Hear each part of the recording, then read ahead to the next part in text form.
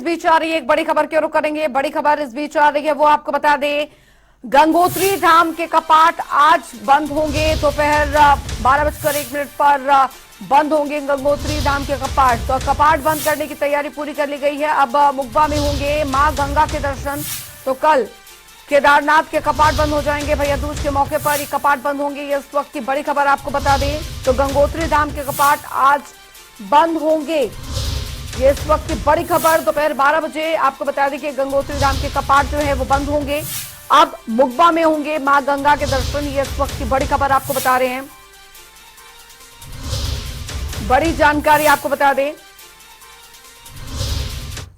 आज प्रातः 4 बजे ब्रह्म मुहूर्त में मां गंगा का मंदिर खुलने के बाद मां गंगा की अभिषेक की प्रक्रिया संपन्न हुई। अभी 6:30 बजे मंगल आरती हुई और 9:05 पर मां गंगा का कलेवर का कार्यक्रम शुरू होगा। 9 बजे जब भोग लगने के उपरांत और तत्पश्चात वह पतित पावनी गंगा की पूरी विधि विधान से पूजा होकर 12:01 पे मां गंगा का कपाट श्रद्धालुओं के लिए शीतकालीन प्रवास के लिए बंद कर दिए जाएंगे।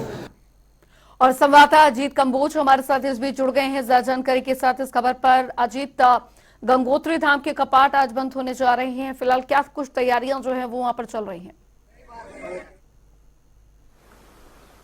बिल्कुल अंजलि, जिस तरह से जनता टीवी ने सबसे पहले अपने दर्शकों तक एक खबर और दर्शन विजुअल माध्यम से कराने की शुरुआत की है कि कपाट यहां पर बंद होने की जो प्रक्रिया है गंगोत्री धाम के वो शुरू हो चुकी है। सुबह से भक्तों की खासी भीड़ यहां पर उमड़ने लगी है क्योंकि आज अभी कुछ ही देर बाद कपाट बंद होने शुरू हो जाएंगे और जो शुभ मुहूर्त है वो 12:01 पर है कपाट बंद होने का। तो उससे पहले ही जो प्रक्रिया है, तमाम पूजा अर्चना है वो यहाँ पर शुरू हो चुकी है। 3 मई को अक्षय तृतीया के मौके पर कपाट खुले थे गंगोत्री धाम के और आज गोवर्धन पूजा के दौरान इनको बंद करने की जो प्रक्रिया है वो शुरू हो चुकी है। 12:01 पर मां गंगा के जो कपाट है गंगोत्री धाम के वो बंद कर दिए जाएंगे और उसके बाद जो उत्सव डोली है वो गंगोत्री धाम से मुखबा जो शीतकालीन गद्दी स्थल है मां गंगा का, वहां पर पूजा अर्चना शुरू होगी। तो उसको लेकर तमाम प्रक्रिया औपचारिकताएं शुरू हो चुकी हैं। 12:01 पर जब कपाट बंद होंगे तो उसके बाद मां गंगा की जो डोली है वो पैदल मार्ग से 26 किलोमीटर दूर मुखबा के लिए रवाना होगी और जो रात्रि प्रवास होगा वो एक स्थानीय मंदिर में होगा और कल दोपहर बाद तक डोली जो है वो मुखबा पहुंचेगी और वहां पर फिर शीतकाल में मां गंगा के दर्शन होंगे। जी बिल्कुल अजीत, क्योंकि आज गंगोत्री धाम के कपाट बंद होंगे, कल भैया दूज के अवसर पर केदारनाथ के भी कपाट बंद होने जा रहे हैं। जाहिर तौर पर श्रद्धालुओं के लिए भी काफी ज्यादा ऐसा पल होता है जब वो दर्शन करते हैं इतने महीनों तक, उसके बाद आज कपाट बंद हो रहे हैं। तो फिलहाल कल केदारनाथ के भी कपाट बंद होने जा रहे हैं। बिल्कुल अंजलि, कल की अगर बात की जाए तो भैया दूज के मौके पर श्री केदारनाथ धाम और श्री यमुनोत्री धाम, दो जो 4 धामों में से 2 धाम हैं उनके कल कपाट बंद होंगे। एक जो आज है, आज गंगोत्री धाम के बंद होंगे, कल यमुनोत्री और केदारनाथ धाम के कपाट बंद हुए हैं। तो ऐसे में तमाम तरह की जो तैयारियां हैं वो यहाँ पर चल रही हैं, चाहे प्रशासनिक स्तर पर हो या फिर मंदिर समितियों के स्तर पर हो। बद्री केदार की जो समिति है, बद्री केदार मंदिर समिति, वो सभी तरह के आयोजन देखती है और गंगोत्री यमुनोत्री की अपनी अलग अलग समितियां हैं। तो ऐसे में बड़ी जिम्मेदारी है सभी के ऊपर कि जब कपाट बंद होते तो खासी संख्या में श्रद्धालु पहुंचते, खासी भीड़ यहाँ पर रहती है, उनको मैनेज करना होता है। इसके अलावा जब कपाट बंद होते हैं तो लोगों की इच्छा होती है कि वो कपाट बंद होने के समय मां गंगा या यमुनोत्री या केदारनाथ धाम के दर्शन कर सके। तो इसमें खासी भीड़ भी यहाँ पर होती है और सेना की पूरी तैयारी यहाँ पर होती है क्योंकि सेना के बैंड के धुन पर ही उत्सव डोली रवाना होती है अपने शारदीय गद्दी स्थल को लेकर। तो ऐसे में तमाम तैयारियां हैं, तमाम औपचारिकताएं पूरी हो गई है। मां गंगा की जो उत्सव डोली है वो अब से कुछ ही देर बाद 12:01 पर जब गंगोत्री धाम के कपाट बंद होंगे तो मुखबा के लिए रवाना होगी। इसके बाद कल यानी भैया दूज के मौके पर केदारनाथ धाम की जो कपाट है वो बंद होंगे और डोली जो है ऊखीमठ के लिए रवाना होगी, शारदीय गद्दी स्थल। और मां यमुना की अगर बात की जाए तो यमुना के भी कल यमुनोत्री धाम के कपाट बंद होने हैं, तो वहां से वो खरसाली के लिए रवाना होने जा रही है। तो ऐसे में तमाम जो तैयारियां थी वो शुरू हो गई। 3 जो 4 धामों में से 3 धाम है वो आज और कल में उनके कपाट बंद होने जा रहे हैं। तो ऐसे में जिला स्तर पर जो आम श्रद्धालु हैं वो भी तेजी से धामों की तरफ रवाना हो रहे हैं कि कपाट बंद होने से पहले दर्शन कर सके। तो पूरी तैयारियां जिला स्तर पर और जो मंदिर समिति के लोग हैं उनके स्तर से की जा रही है। चलिए, बहुत बहुत शुक्रिया अजीत कंबोज इस तमाम जानकारी के लिए।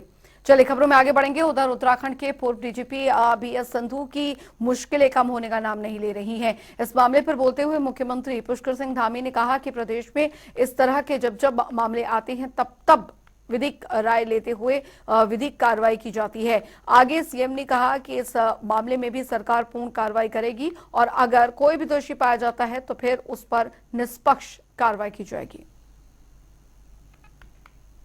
देखिए, उस पर हमारा स्पष्ट मत है कि किसी भी मामले में कहीं भी अगर कोई इस प्रकार की शिकायत आती है तो उस पर जांच होगी और जांच के बाद कानून अपना काम करेगा। उसमें जो भी वैधानिक प्रक्रिया होगी, वैधानिक प्रक्रिया पूरी तरह से की जाएगी। उधर उत्तराखंड को यूं ही देवभूमि नहीं कहा जाता है। यहाँ के कण-कण में देवताओं का वास है, जिनकी ख्याति देश विदेश तक प्रसिद्ध है। वहीं इन मंदिरों के दर्शन और बेहतर तरीके से भक्तों को यहाँ पर हो, इसके लिए मुख्यमंत्री पुष्कर सिंह धामी ने नई योजनाओं पर काम कर रहे हैं। बता दें कि उत्तराखंड सरकार केदारनाथ और बद्रीनाथ धाम की तर्ज पर ही राज्य के अन्य पौराणिक मंदिरों और तीर्थ क्षेत्रों के विकास के लिए काम करेगी।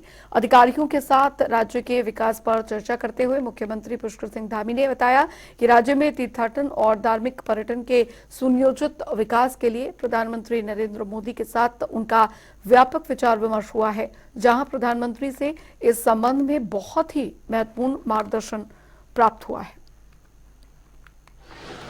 पूरे देश के अंदर, पूरे विश्व के अंदर भारत की धर्म, संस्कृति, उत्थान, ये सभी क्षेत्रों में उत्थान हुआ है, उन्नयन हुआ है।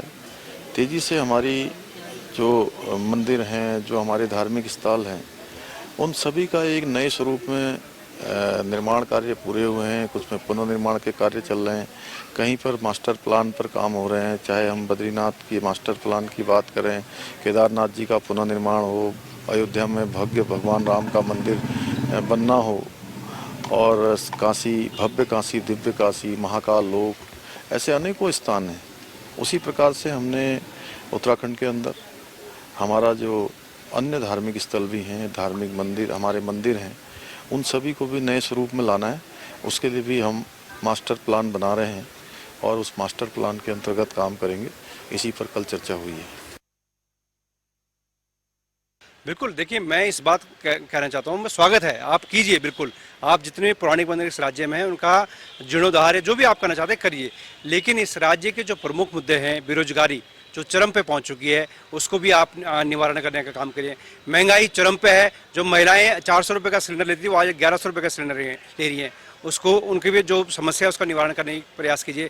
उत्तराखंड का सबसे बड़ा मामला, बेटियों का मामला, जो अंकिता भंडारी का मामला है, उस पर अंकिता भंडारी है, उसको न्याय दिलाने का आप उस पर भी कार्रवाई कीजिए। इस राज्य में यूपीएससी जो एग्जाम हुआ, उसमें उत्तराखंड का हर युवा ये चाहता है कि उसकी सीबीआई जांच हो। तो मेरा माननीय मुख्यमंत्री से निवेदन है कि जो इस राज्य के प्रमुख मुद्दे हैं उन पर भी आप कार्रवाई करने की कृपा करें।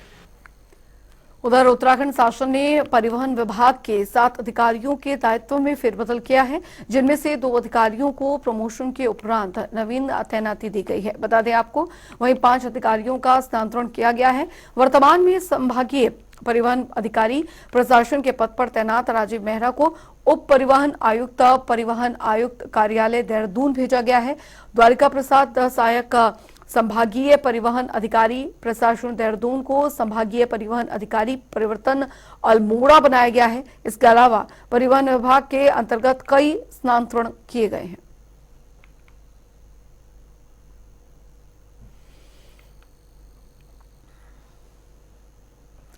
तो द्वारका प्रसाद संभागीय परिवहन अधिकारी नियुक्त किए गए हैं। 7 अधिकारियों के प्रमोशन जो है वो यहाँ पर नियुक्त किया गया है।